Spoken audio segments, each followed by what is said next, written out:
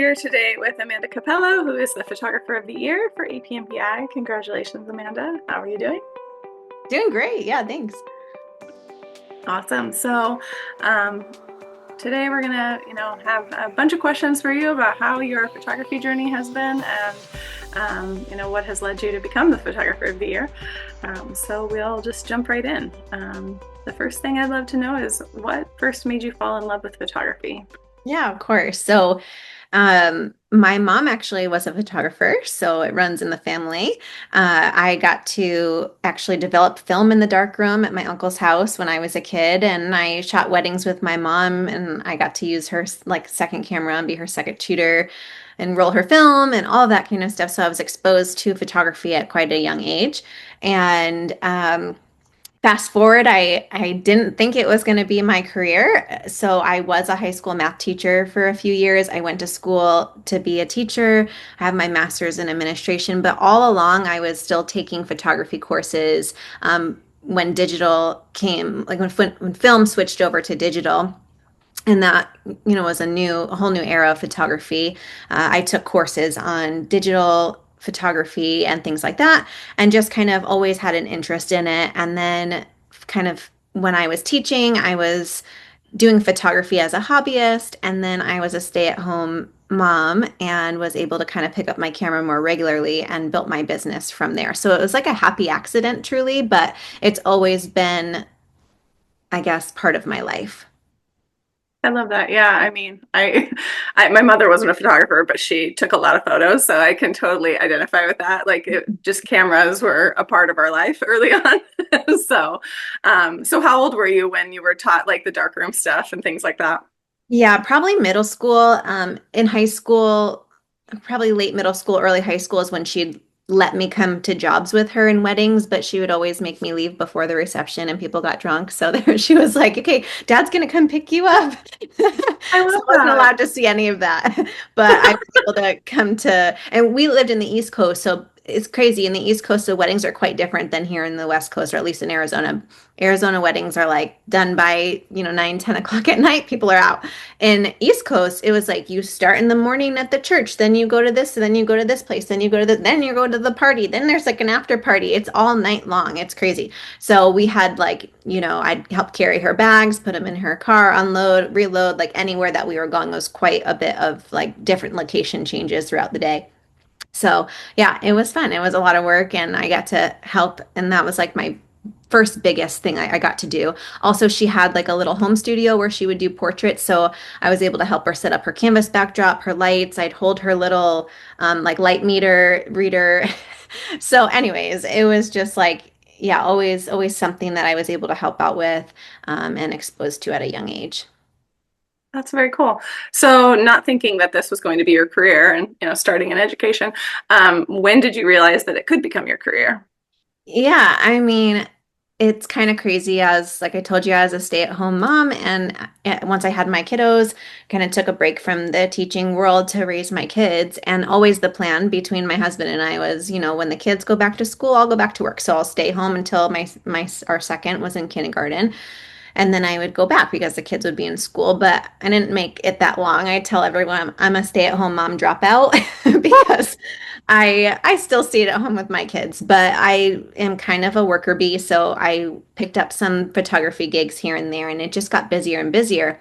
And at some point, I was like, wait a minute, like, I think this is like a business. Like, I think I'm doing this. This is more than just a hobby. And in fact, I think that I can make a career out of this. And, my husband and I sat down and we're just like, does it make sense? And, if we can make it work and make it make sense to not go back to teaching, what would that look like? And so, yeah, eventually it just did and it got busier and busier and then I needed a studio. I moved from my home studio to a commercial studio and yeah, the rest is history. I've been in there for over 8 years now. Awesome. That's so awesome. Yeah. So with winning the Photographer of the Year award, what did that recognition validate for you? Yeah, I mean, it's super exciting and I take it very humbly. I am always so grateful to be, recognized and awarded, of course. I had no clue I was even in the running, to be completely honest with you. I was like, all of a sudden I get an email. I'm like, what? This is great, my parents, proud parents like any, they love to brag on me. Oh yeah, my daughter's photographer of the year, and I'm just like, oh my God. But anyways, it's very exciting and it's validating to know that, you know, okay, I might be good at what I'm doing, like this might have been the right choice for my life. And so that's exciting. Yeah, after all that, like, it's been years of like a different career path to, Yeah. be considered with the like kind of second choice career that you Yeah. that And I you like went back chose. to school and got my master's and I feel like, wow, I'm not really using anything that I worked so hard for there in that portion of my life. So it's nice to be validated like, no, this is the right choice for you. You're doing great. So yeah. Awesome. Yeah, I feel that. I actually have a teaching credential and I taught for like 3 years and then decided I wanted to do photography. So There you similar. go. Yeah. So yeah, that's totally valid. So with APNPI or any other competitions, what made you first enter a photo competition? Yeah, I think a colleague and friend of mine was involved with APNPI and did some photo comps, and I just saw her success and she was like, you should enter, you should just enter. And I was like, okay, just blindly like, sure, why not? And then I entered and the rest is history. I've been, kind of working with APNPI as an ambassador and an educator and, a competition winner and a judge even for on times that I'm not competing. So it's been really great to be involved with APNPI. And yeah, honestly, if it weren't for her, I don't know if I would have ever entered. So I'm glad I got a little nudge from a friend to say go for it, and yeah. It's great. So what advice would you give to someone else entering for the first time? Here's my nudge. Go for it. Like, honestly, there's nothing to lose, and there's nothing to be scared of, honestly. It's great too, even if you don't win, it's great because it's such a valuable lesson either way, right? Because you get to hear from the judges, you get to hear their feedback, you get to work on that then and put it into practice in your work. If they tell you, oh, this is overexposed, or oh, this has some issues here with whatever it is, the lighting's in the wrong direction, the pose can be worked on. Like they will give you such valuable feedback that you're like, oh, I didn't see it like that.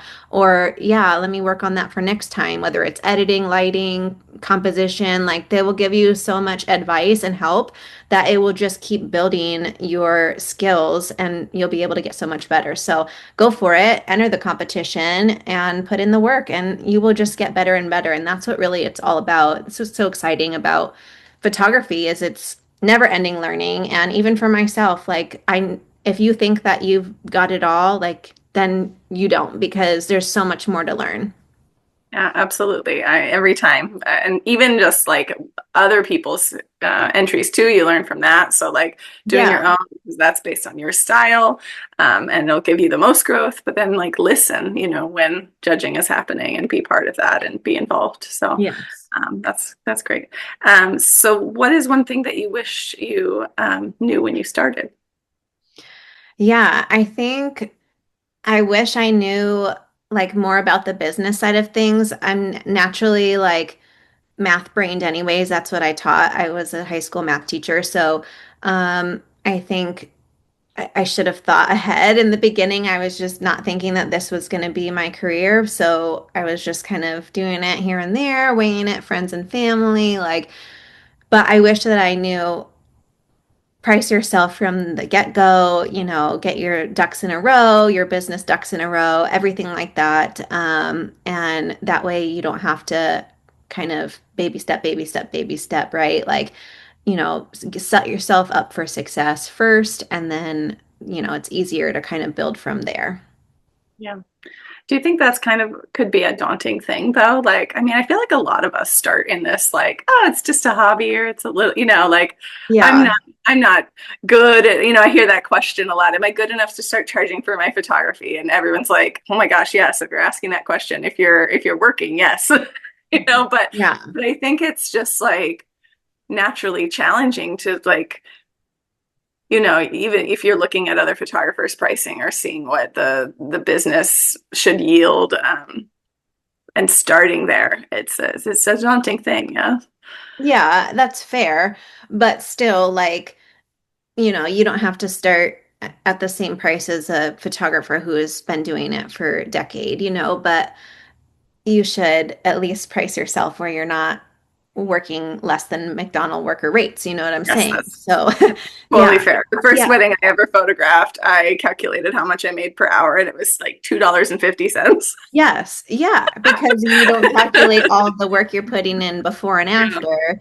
And It- that's the thing. Like you're like, oh, 30-minute session, I'm only charging for 30 minutes. Well, it's not true. You're charging I know. for all the time before and all the post processing and all the planning and all the driving and all of everything, the setups and whatever else you got going on. It's not just about those 30 minutes. And so, yeah, I think Yeah. just kind of learning more about the different business practices, the different ways to serve your client, all of that kind of stuff that was foreign to me. Um, I wish that I kind of knew sooner. Yeah. No, that's fair. What took you the longest to learn? Okay, I say this all the time. Out of all the genres I've done, and I've done almost everything with people, from, business, corporate, headshots, weddings, events, maternity, families, toddlers, and newborns. And if I'm missing anything, I don't know, but I've done pretty much everything, branding, boudoir. Yes, I am missing things. So I've done a lot of different genres of photography throughout my career. But out of all of the genres, newborn has to be the steepest learning curve ever. Like I was like, this is easy baby sleeping. Absolutely not. Absolutely not. Oh my goodness. Like, and that's why I actually launched one of my courses for newborn photography because it's something that I wish that I had for me when I was starting, right? Like just top to bottom, what am I doing? Because there's so many things, there's so many techniques. Everyone calls me like the baby whisperer, but truly it's just things that I've learned over time. And so I wish I had those tools in my toolbox, or at least was prepared because holy cow, the first couple newborn sessions were rough, especially like my daughter, poor girl. Those are rough pictures. And I was postpartum, so that was a bad choice for me. But yeah, you don't know what you don't know until you know it. So I think I think newborns was the hardest and steepest learning curve, not only like moving the baby so gently and posing and lighting and just everything, but the techniques to get the baby to stay asleep, stay calm. And it's not like any other genre of photography where it's like you direct the client does it, or you're doing candids and it's very fast and it's like the slowest, most patient little micro movements, at a time. And it's just like they make such a difference, but it's like, yeah, just micro movements and say a prayer, like, yeah, It's funny. I think that's why I like newborn photography because it is so slow. you yeah, know? yeah, And it just lets me like really get into the zone and focus and not yeah. have to like entertain people while I'm doing it. Yeah, yeah, So that's just fair. kind of I different. know. Everyone's always like, oh, you get to be around babies all day. That must be like the best job ever. And it totally is, except for the fact that I'm so focused on like the little fingers and the little details and all the little things that I'm like not even getting to like snuggle the baby that much. I'm just Yeah. like, okay, quiet baby, rub down the neck, fix the little fingers, and then at the end I'm like, wait, like let me see your I baby know. for a second. It's funny because people definitely do have an idea of what newborn photography is, and it's like you get to snuggle babies all day. And I don't remember last time I snuggled a baby. Like, Same. I'm like, wait, can I feed your baby a bottle, please? yeah. So was your Yeah. daughter the first baby you photographed? No, actually, it Mhm. was one of my friends who had a baby first, Okay. and she was like, "Can you do my newborn pictures?" And I was like, "Absolutely not." So I don't know how, actually, and I've never even held a baby, so that seems like a bad choice for me.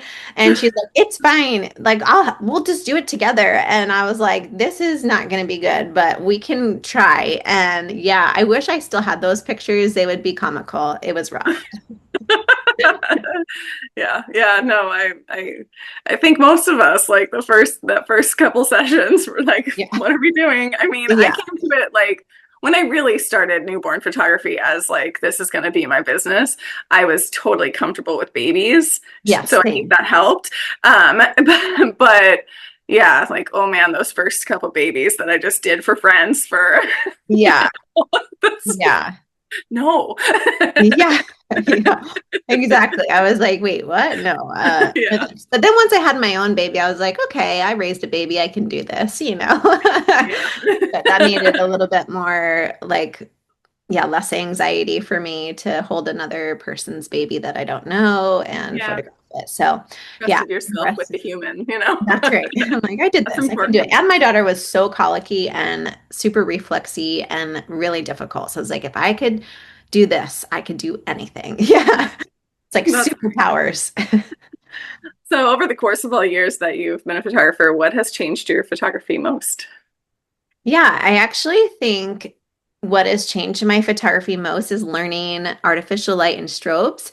I was like probably many of people who were scared to learn or yeah, just felt overwhelmed by learning artificial light, which is kind of ironic because when my mom was a photographer, she always set up her light and I held her light meter. So it's not like it was foreign to me. Like she used artificial light. So I don't know, but I was just like, I'm natural light and it was bright and airy and so beautiful. And there's a lot you can create with natural light. And I was even able to like make a dark and moody image by like photoshopping it. So there was a lot I could do even with natural light. I was like, I don't even need strobes, um, because I'm that good. No, I'm just kidding.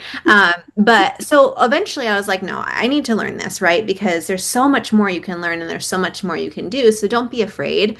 Um, and so when I learned strobe, I'm like, why didn't I learn this so long ago? Like, truly, those images that I was making dark and moody, like, I don't know if I can explain it to you, but I basically had like um, a black sheet pinned to like a backdrop stand, and I had the natural light like coming in on both sides, right? And I had the client standing. And so essentially it was like rim lighting them. And then, but it was quite bright because it was still natural light. So it wasn't like as sharp as maybe like a rim light from a strobe would be with like a strip. And so I would bring it to Photoshop. I'd like darken the center. I'd leave the sides out. And it was like quite a bit of work in Photoshop, but I'd get it to look, similar to what a rim lighting would look like with natural light. And I was like, wow, this is really cool. And that was like in the beginning when I was first trying to create images that I maybe saw elsewhere. And I was like, oh, how can I do this? Right. And then once I learned strobes, I'm like, whoa, this is 1,000 times easier. Like, don't need to Photoshop so much of the lighting. It's just kind of right in camera. And the more that I learned to work with strobes and different soft boxes and different, techniques, it changed my work completely. Like flipped it on its head. I was able to do so much more.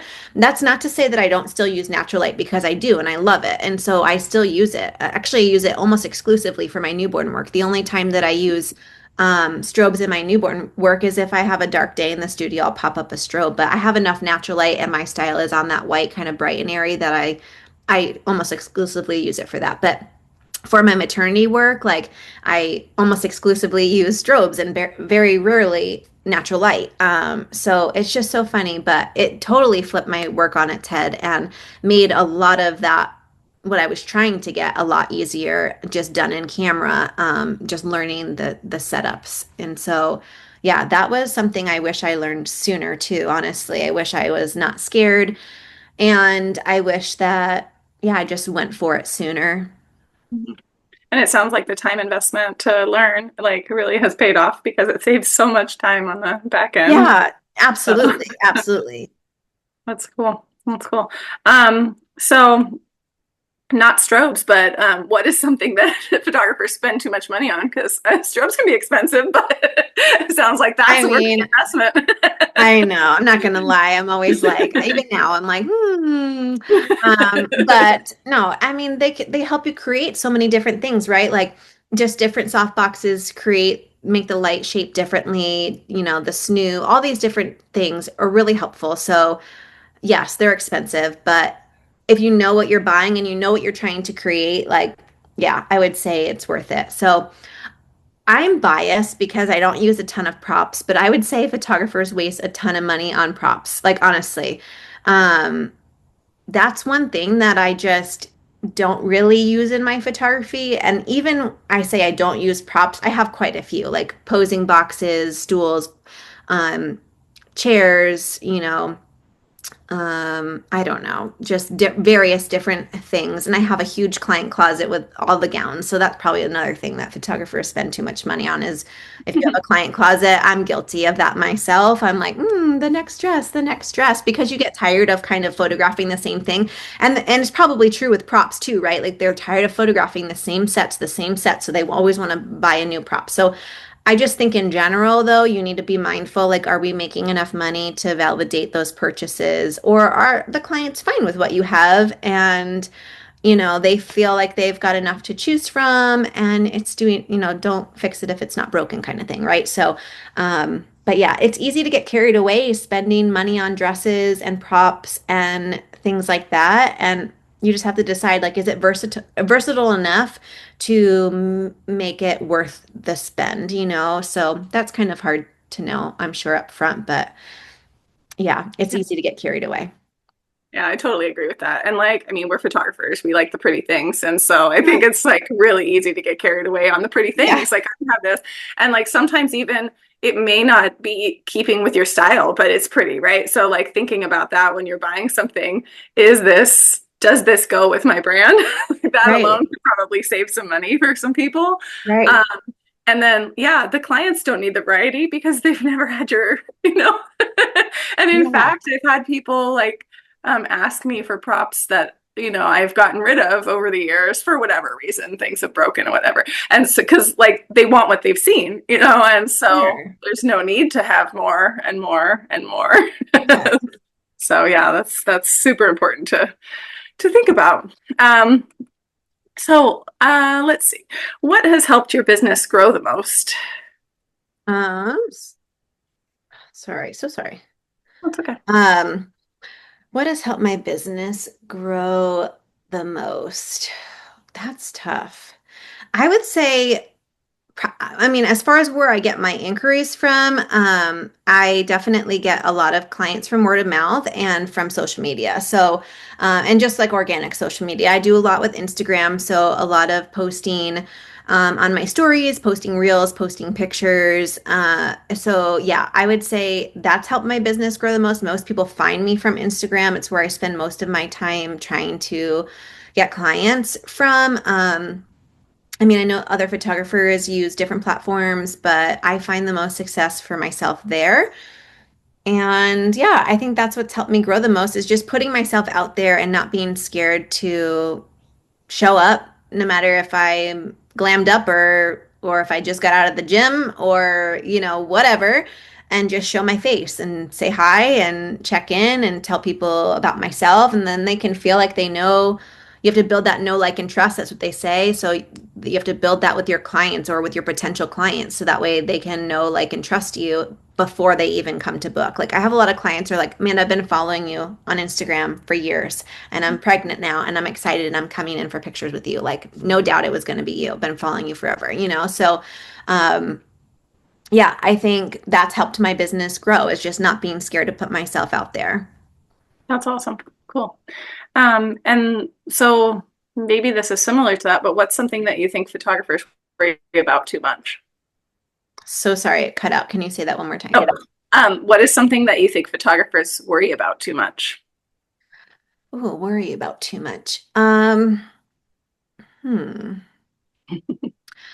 Well, I think just as a human, like I think we always just worry about what other people think, or worried about being good enough or, you know, being worth what you're charging or all of those things, right? They're all thoughts that go through our head like, you know, are we worth what we're doing? Are we good enough for what we're doing? Are we making the right choices? Is this even good? Like, you know what I mean? Like I think we worry a lot. And also it's likely because we don't really have anybody to validate us, except for our clients, of course, when they text us and say, "Oh my God, I'm obsessed," or that all feels great. That feels great. That's what tells us it's all worth what we're doing. But we don't have really that many opportunities for people who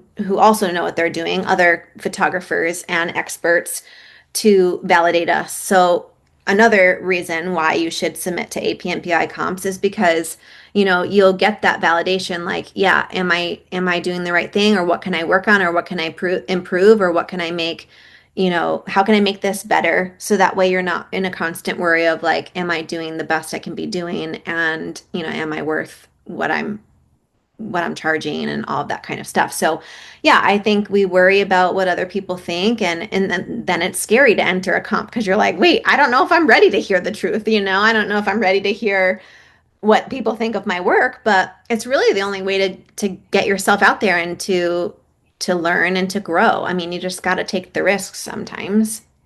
Yeah, no, that's super valid. And like, we don't have like oversight. We don't have a boss that's, Yeah, right. You don't have yearly reviews where they're he's like, on, you're yeah, doing a doing great reviews. job. Like, yeah, And so it does get a little like, am I in an echo chamber of just myself and clients who like might not know the technical side. And I try to right. tell myself at the end of the day, if the clients like the work, that is a measure of success, right? Like that's who I'm doing it for. Sure. But I think having the like professional accolades or whatnot, like are important too, because it's just like it gives you the confidence to go out and find those clients. Yeah. So, awesome. So moving on to the creativity aspect of photography.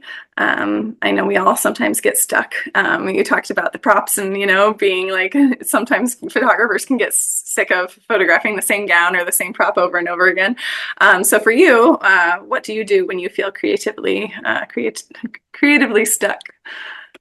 Yeah, I think honestly, just like doing a passion project or doing something for myself helps me to just kind of break out of the same mundane and do something new. And it's great. It's great to kind of re fall in love with it all, or just do something for yourself where there's no expectations, right? Like there's no expectations from a client to do a certain thing, or wear, like they have to wear what they want to wear. You could style, do a passion project, pull in a model, style somebody, and do exactly what you want to do for you with zero expectations to deliver anything other than what you want to. So I think doing a passion project, or this year my kids are getting big, and my daughter, um, she played for the middle school basketball team, and the sports pictures came back, and I was like, I'm gonna do this,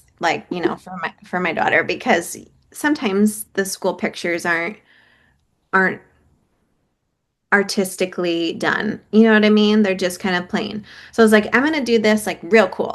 So I was like, I don't know what I'm doing. I know nothing about sports photography. Never done it, but I'm gonna do it. So I that was really cool. I did like a behind the scenes reel of me literally learning as I was going. I set up some colored gels, I did some smoke, I moved some lights. I was like, we are learning together here, friends, because I've never done this before. We're going to give it a go. And they turned out so cool, like really cool. And then my clients, guess what? They were like, I want that for my kid. And I was like, all right, let's do it. Yeah, Yeah. So guess what I'm doing this summer? Sports pictures for that's my so client. great. Yeah, you Yeah. know what I mean? So just like something new and different that will um just get you out of the same mundane over and over, because sometimes when clients see something, that's what they want, because they can visualize themselves in that moment, right? They're like, ooh, that lady looks pretty, and I like the silhouette of the bump, and I like that, right? And I like that dress and the neck and my hair, like that. Like they just want what they see, because they're like, oh, that's what I want. But sometimes they don't know, like there's other options here, there's other options, but unless you get a client that's a unicorn and is like, do whatever you want, which comes along once in a while, but not often. Um, I find myself creating kind of the same things over and over, and I'll try to make it somewhat different, and unique to them. But essentially, sometimes they want that same thing. They're like, no, I want that, and then you just do that because that's what you're getting paid to do, right? That's what the client hired you for. But there's on occasion when you get a client who is like, Amanda, I just hired you because I love your work and so I trust you and you do what you want. What do you want me to wear? What do you think would look great? You know, the lighting how you want it, and that's when you get to be really creative and create something fun and new and fresh. And then the next set of clients want that thing. You know what I mean? So yeah, you know, just keeping things fresh and trying new things so that way you don't get burnt out on, you know, the same thing over and over. Yeah, that's great. So, have you ever experienced burnout? As far as like doing the same thing over and over, not necessarily. Like I still love what I do, but as far as like taking on too many clients, absolutely. Especially in busy season, which for me is in the fall time when you have all the reoccurring clients that now want holiday portraits on top of your normal, you know, set of maternity and newborn year-round clients, right? So it's just after and such a great blessing. It's such a great problem to have. And I'm not in any way saying like, I wish that doesn't happen to me because I'm so grateful truly for it. Um, but, you know, after building a business for the last decade, I have clients who are still with me from the very first day, which is great. That's so great. Like I love them. Like that's so kind, you know. And then I have clients who've been with me for the last few years, and I have new clients who've been with me for the last year, right? But they all compound, and they all want holiday pictures at the same time, right? So that tends to be a really busy season for me, where I have to limit myself. I have to say like, okay, I can do this much a week. I can do this many sessions. Like I have to limit myself because if I didn't, I do feel like I would get just exhausted.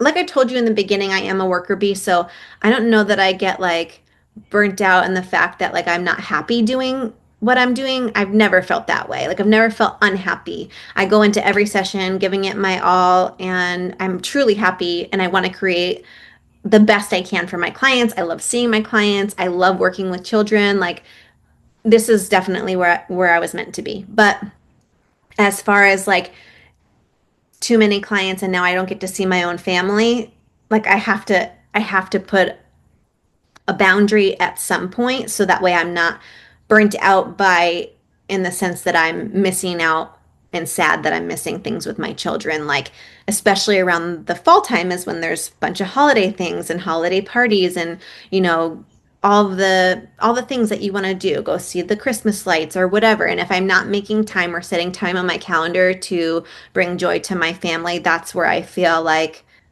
I've overdone it with my work. You know what I mean? Yeah, yeah, totally. Yeah. So, have you struggled then balancing business and family life? I would say yes. I mean, especially when the kids were little. I've learned and grown over the past decade. Like I need those boundaries because, like I told you, I like to work. I could work. I'm a worker bee. You know, like if I didn't set boundaries, I would work probably more than I should. So I have learned over the years that there needs to be boundaries. When the kids were little, I was literally working, you know, till 1, 2, 3 in the morning editing because that was the only time I could because in the day they were little and I needed to care for them. So when was I supposed to edit, you know? And actually, we were doing a remodel on our house. And so we were staying with my parents while we were doing the remodel. And I was awake, you know, till 1, 2, 3 in the morning.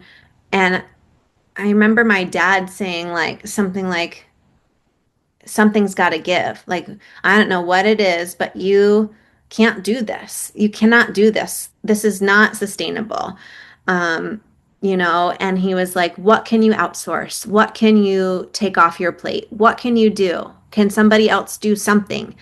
And honestly, it took me a bit, but I ended up outsourcing my retouching, which I do now. I still do my edits um, as far as like the lighting and the color and all that kind of general edits, but I outsource some of my retouching, which has been super helpful because it's taken a lot off of my plate as far as just like time. It's so much time saved. So that's been super helpful and helped me kind of buy back my time essentially to be with my family because I was burning the candle at both ends and I was exhausted working into the morning, but then having a newborn to wake up with in the morning. You know, it's like, so yeah, I definitely have been there where I not set the boundaries, where I've worked, all week long and all weekend long. In fact, I at a point in my career was basically full-time studio, newborn, also working weddings as as I like to call it, my second full-time job. So I was working all week. And then I was taking 18 to 20 weddings in the year, which is crazy when I'm already working all week long. So at some point, I was like, yeah, I need to choose, I need to make a choice here for myself. And my kids were going to school soon. And if I'm working every weekend, I'll never see them, So it was, yeah, I've definitely been in struggles in my business where I had a hard time balancing family life and business life. That work-life balance is tough. And it's tough to say no to business, right? You're like, you don't get paid unless you work. That's the business we're in. It's true. So it's hard to be like, no, I can't work a weekend, but now I don't work weekends. I work during the week. I work while my kids are in school. I've set a boundary, my kids need me on the weekends. They have sports, they have things. I don't want to miss out seeing them. So yeah, I mean, I slowly went from working, just Saturdays to working one Saturday a month to working no weekends. So like I've kind of baby stepped my way here over the last decade, but it's been a blessing. And just setting boundaries for myself because my daughter would be the one that gives me all that mom guilt. Like you're going to work, mom, oh my gosh, just talk about breaking my heart, like so anyways. No, yeah, totally. For me, it's my son. Like, and then you're going to be gone all day. And what time are you going to be home? You're not Yeah. going to be home for dinner, Yeah. So, Yep. yeah, You're not it's going to hard. make it to my basketball game. Oh man. Yeah, yeah. And Brutal. I'm around a lot, but they still feel it. Like, when Yeah. you're not like, so yeah, same. Like, ideally, in a perfect world, I would work when they were working, at school, and Yeah. they would never extend past that. But somehow, yeah, it's a struggle because Yeah. I mean, the that's clients are not to also working. yeah. That's not to say that I don't work when the kids are home, but I try not to. When they're out of school, I try not to. I don't work weekends, but I'm still probably on my computer here and there. Like, you know what I mean? It's just always something. When they're out of school, I'm still editing sometimes. So it's not a perfect world where I'm just working while they're in school. That's maybe a boundary that I haven't set for myself that I should try. But there's I always mean, something, there's always a client to answer an email. There's always a, client texting. There's always an inquiry coming in. You just can't wait on those things sometimes. So, like, and then as a mother, like, even if you did all your business work during school hours, there's other work at home that needs to be done. of So, course, of course, and sometimes we do that during the day. And so we're doing, work at night. It sure. just is what it is. So the next few questions are more about like clients, and struggles with clients. Have you ever undercharged because you feared losing clients or losing a client? Um, I would say I'm pretty structured as far as my packages. So I just think like in business, it's only fair to keep it pretty consistent. I would hate for a client to be like, well, my friend came in and got this deal, like, and you just charged me how much? Like that would be awful for business practices. So I would say I don't really change in my structure. But if a client is looking to purchase like artwork or albums or a lot of things like in my a la carte menu, I do like bundle deals or grouping deals that I try to make that purchase worth it because I don't want to lose the sale and it's, a big investment, right? So at that point you're like, yeah, let me give them a little bit of a deal, even if they didn't ask for it, because it's like a I don't want to lose the sale, but also thank you for investing in me. So I would say as far as undercharging, like I set a price and then went below it, no, I don't do that. Undercharging way back in the beginning when I first started, yes. But again, even what I was charging, I wasn't like charging this for one person and then less for another person. Like I set my rates and that's that. Um, Yeah, I don't really do like sales. I don't really run sales too often, if at all. Occasionally I'll run like a Black Friday sale or something like that. But again, it's across the board available to all clients. Like it's not like, okay, you asked for a deal, so I don't want to lose your business. So yeah, I'll give you a deal. Like, yeah, it's not fair to my other clients who are paying my packages, so that wouldn't be fair. Then we're And just do, not a do good fit. people ask, for discounts and you just like I'm keeping it fair, kind of the Gosh, on a porcupine very rare response? occasion, I Yeah. get someone who asks for a discount. On a very rare occasion. Most people, like, they value what I do Yeah. and they come in and they're like, yeah, I'm buying this package. Like, it's totally fine, you know? Uh, but on a very rare occasion, I'm talking like maybe once or twice in the year, I'll get somebody who's trying to negotiate with me or something. And I just tell them, like, I can't, sorry, you know? Yeah, I can work on a payment plan with you if you need me to, but I can't be underselling. I've got a team of people that help me out. I need to pay them. You know what I mean? I've got taxes, I got business expenses, I got rent, like I have to make it, the prices I set are for a reason, you know. Yeah. Valid, valid. So my next question for you is, have you ever lost confidence after a difficult session? Ugh. I mean, I've definitely had my fair share of sessions that are ranging from, so smooth, everybody's great, and then like feels like a tornado and what just happened? Like, did I even get a picture? Hopefully, you know what I mean? So, um, I've definitely had this full spectrum of clients, and when you're working with people, and children, it's just unpredictable. But have I ever lost confidence? I don't know. I mean, that's a tricky question. I would say like I would look back and question like what could I have done differently, or was it me, or was it, yeah, I definitely challenged myself and like how could I have made that better so that way it doesn't happen again, hopefully.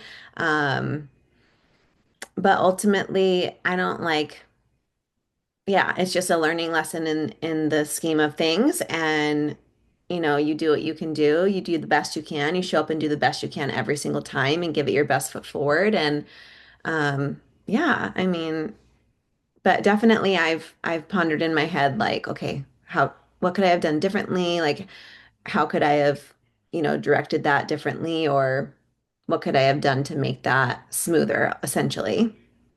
Yeah, that makes sense. And like definitely sometimes the answer is nothing. Like sometimes difficult sessions happen for reasons out of your control, I Sure. suppose. Hmm.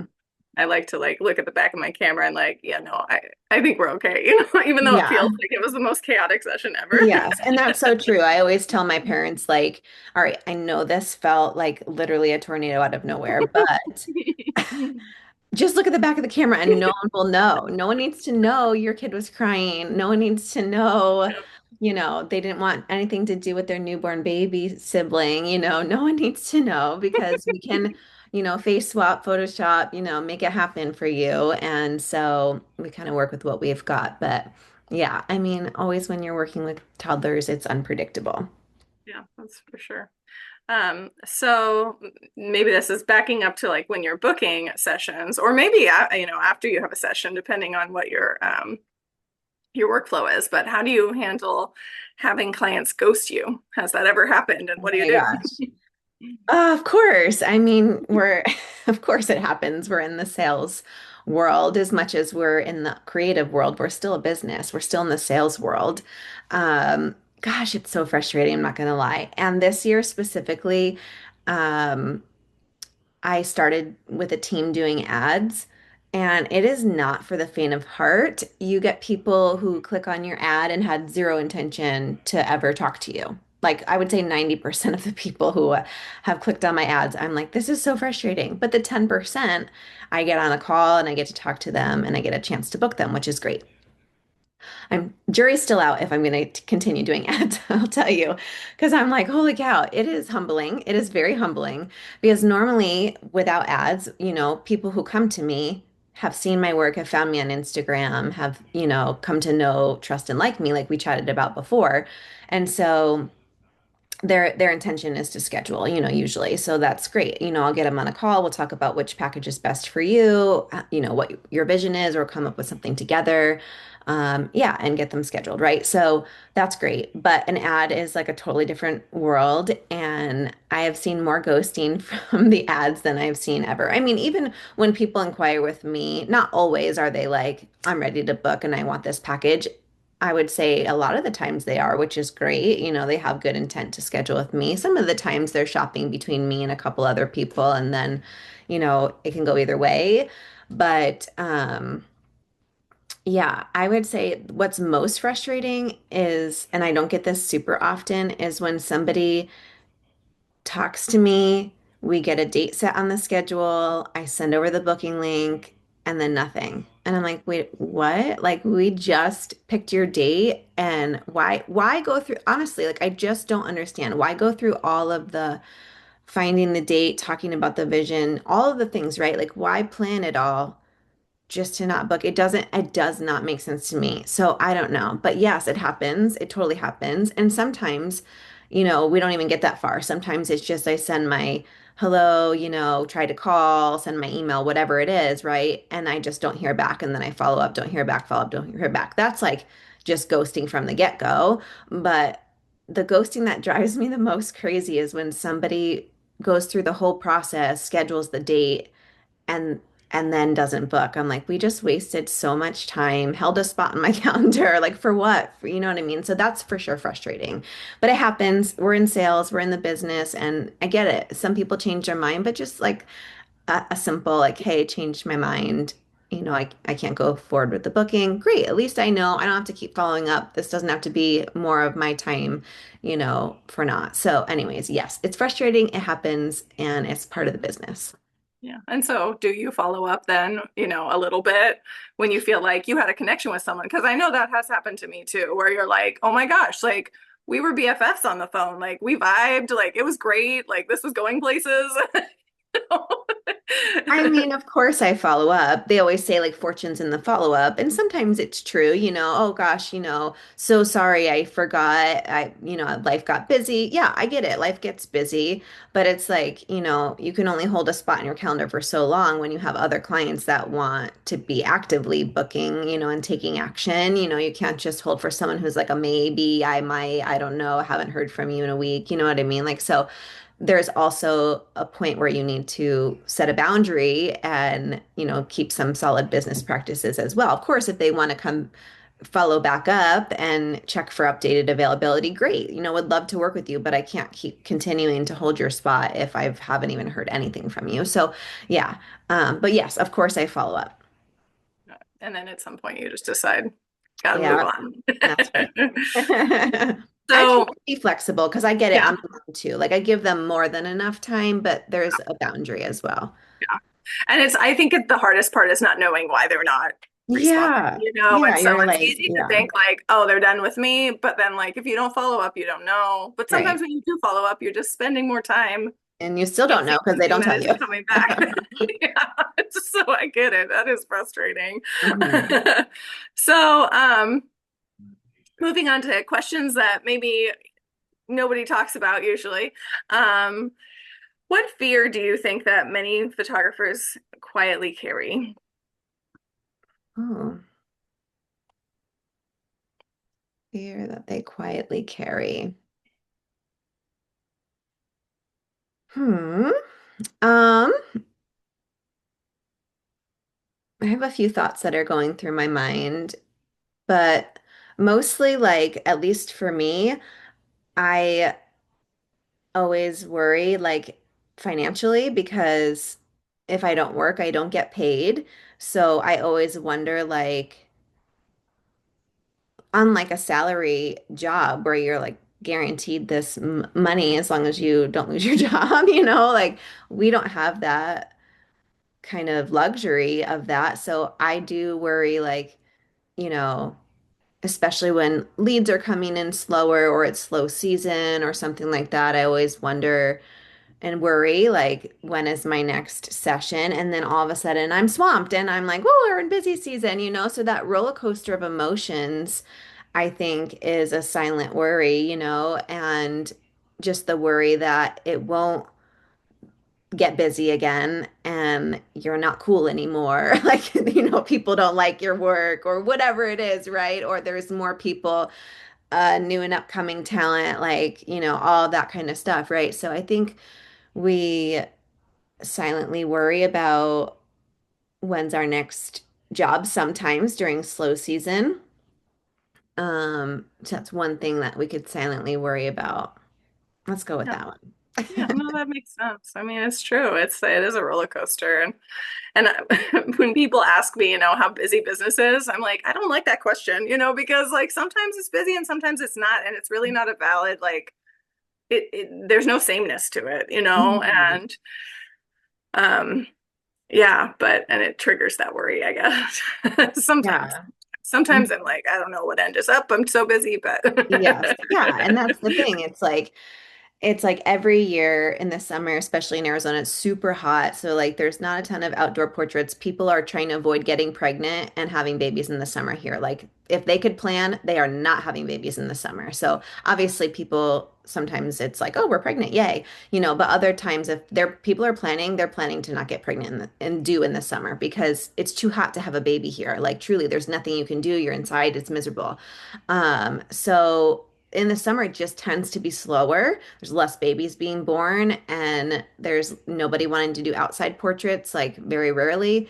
So summer is definitely my slow season. So anytime I'm coming into summer, I'm always like, all right, what other business can I open? What other thing can I do? Like I'm always like just masterminding all these things because I'm like in a panic. I'm like, and I'm twiddling my thumbs over here, like, what else can I be doing? But then I look at my books and I'm like, no, I'm still doing good. Like don't overlend yourself, it's okay to take a breather and it's kind of nice because my kids are out of school in the summer, so I get to kind of spend more time with them and not have to worry so much. So, yes, but yeah, slow seasons and lulls and then busy, busy, busy, yeah. like yeah, crazy.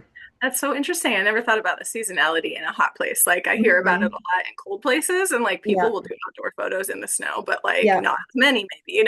But Hmm. that's super interesting. Hmm. So what's something that you wish photographers were more honest about? Mm. Oh my gosh, these questions are getting tough. I don't know. Wish Because that nobody talks about it. it, So we don't think about I it. think honestly, like,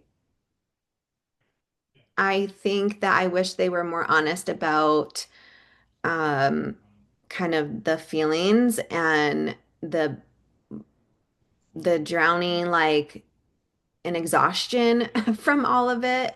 Um, but then also like still wanting to, it's just such a hustle. Like, it's just such a hustle sometimes, and it is draining. Like, not the photographing part. If I could just photograph and have clients all day long, like that would be great. It's the hustle of the like putting yourself out there on social media, trying to create all these reels to gain traction, like trying to market yourself, trying to get on calls to book clients, all the hustle of getting people in the door is what makes your business truly. So you've got to do it, but it's exhausting sometimes. And so I wish client or photographers were more honest about all that upfront work that goes into it. We all know like the session, your skills, the post-production. We all know that that takes a lot of time and talent, but I think photographers often miss all of that work that they need to do on the front end. Um, and so I wish they were more honest with themselves about how much they're hustling and working and, you know, doing all of that. And it's exhausting, truly. And so it needs to be built into their, pricing and their workflow and all of that kind of stuff. So that way, like, they're profitable and not drowning. Fair, very fair. So maybe that is a challenge that surprised you, but what challenge surprised you most when photography became your career? Um, Yeah, I mean, I could say that. And also just, yeah, I like, I didn't know I was going to be signing up for being a content creator when I was signing up to be a photographer, truly, you know. It really wasn't a thing truly when I started photography anyways, like as much as it is now. It was just like Facebook. Instagram, I don't even think was barely a thing when I was starting. But now it's like there's so many platforms and you have to keep up with all of them. And I try, but not great. Instagram is where I spend most of my time. I try to post on TikTok and Facebook, but it's a lot. It's a lot. It's a lot to learn. It's a lot to do. It's a lot of time. It's such a time suck. And yeah, that's definitely challenging. I feel you there. I loathe, social media, some like just the time, the Yeah, I time mean, aspect. I have a good time going in there and making videos sometimes, but other times I'm like, oh shoot, I need to post something. I don't Right. have When you any. feel like you have to do something, it kind of Yeah. takes the joy out Yeah. of it a little bit. Yeah. And I'm like, I got all this other stuff on my plate and shoot, I need to post because if I don't post, I'm not gonna have, my face in front of people and it's not gonna, keep showing up and, Yeah. keeping my name at the top kind of thing. So Yeah. anyways, it's a unwanted part of the job, but you got to do it. Yeah, true. So what is the hardest part of success that nobody prepares you for? Um, I don't know. You got all these tricky questions for me. The hardest part of success that no one prepares you for. Maybe you don't find success I hard. wish I could, I wish I could tell you like something really cool, like, oh, I'm so successful. Everyone is flying me out cool places and needs me to photograph all these great things, but that's not true. I'm just in my humble studio and I'm, just a normal person who's trying to work and make it work for their family and doing what I do for my kids and my family. But um, what is the what is the biggest thing about success? Um, I mean, it truly seems like in talking to you that you have a pretty good head on your shoulders and a good work-life balance and a good outlook on challenges. So maybe it isn't hard. I mean, honestly.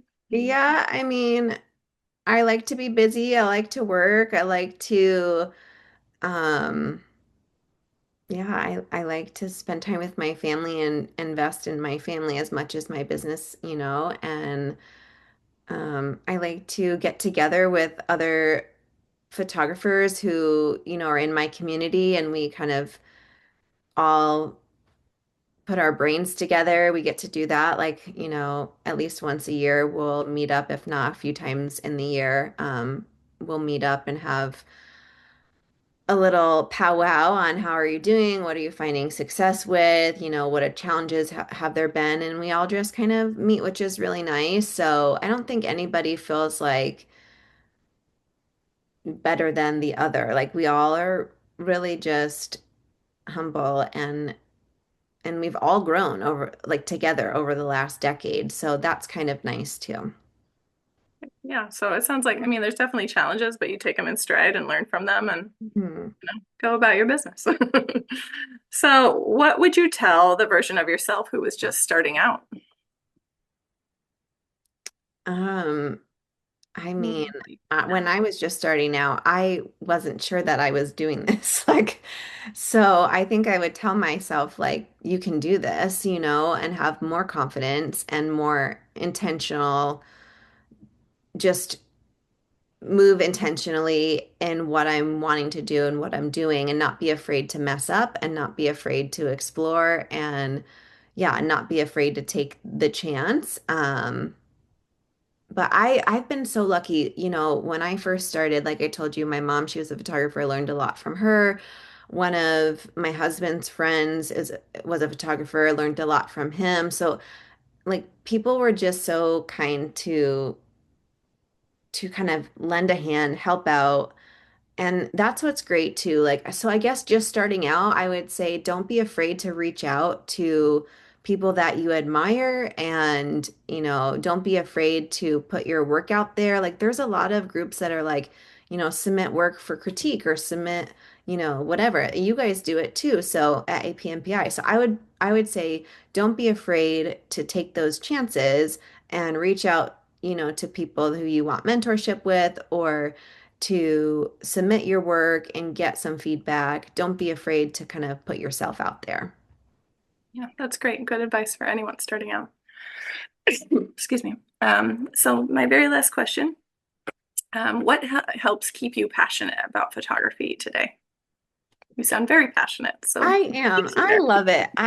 It's so funny because, like, if you look it up, teacher burnout is what, like 5 years? Is that what they say?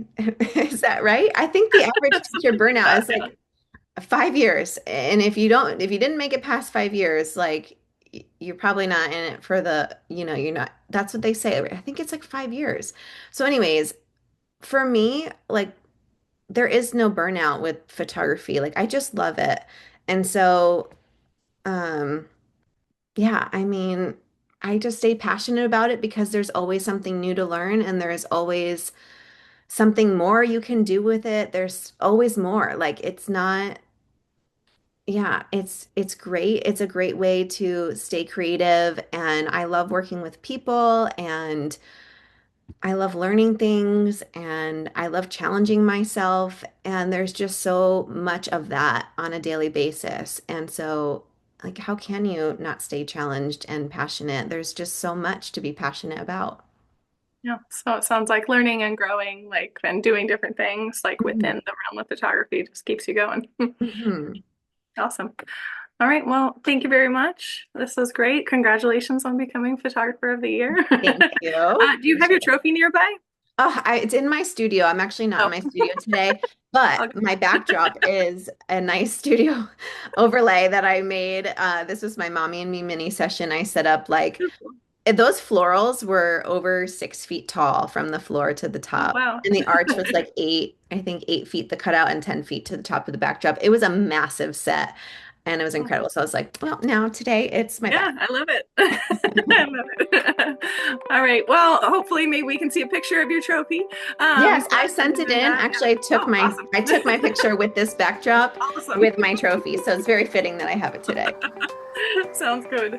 All right. Well, yep, that's all I've got. So, yeah, great having you, and I'll see you again soon. All right, thank you so much.